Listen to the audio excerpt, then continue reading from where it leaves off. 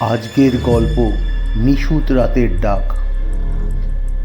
শহর থেকে অনেক দূরে মামাবাড়িতে বেড়াতে এসেছিল অয়ন। গ্রামের নামটা ভারী সুন্দর, সবুজপুর। কিন্তু সন্ধ্যার পর সেই গ্রাম যেন এক অন্য রূপ নেয়। চারদিকে ঝিঝি পোকার ডাক আর ঘন বাঁশঝাড়ের শব্দে এক গা ছমছমে পরিবেশ তৈরি হয়। অয়নের দাদু সবসময় বলতেন, রাতে নাম ধরে কেউ ডাকলে প্রথমবারে উত্তর দিবি না। অয়ন এইসব সেকেলের কথা বিশ্বাস করতো না।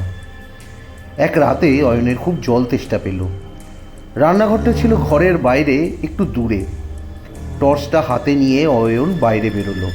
কলতলায় গিয়ে জল খেয়ে ফেরার সময় হঠাৎ সে শুনল পেছন থেকে কেউ খুব চেনা গলায় তাকে ডাকছে, অয়ন, ও অয়ন, শুনে যা।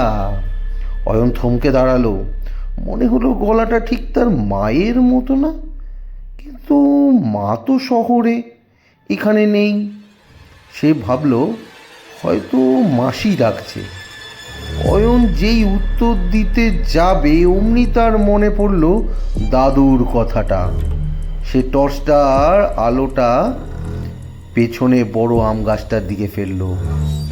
আলোর রেখায় অয়ন যা দেখল তাতে তার গায়ের রক্ত হিম হয়ে গেল। গাছের মগডালে একটা আবছা কালো মূর্তি বসে আছে। তার হাত দুটো অস্বাভাবিক লম্বা, যা মাটি পর্যন্ত ঝুলে পড়েছে।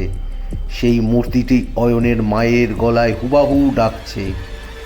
অয়ন এক মুহূর্তে দাঁড়ালো না, চিৎকার করে এক দৌড়ে ঘরের ভেতরে ঢুকে দরজা বন্ধ করে দিল।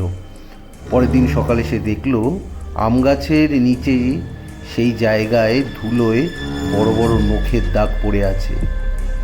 সেই থেকে অয়ন বুঝেছে গ্রামের রাতগুলো যতটা শান্ত দেখায় তার চেয়েও বেশি অনেক রহস্য।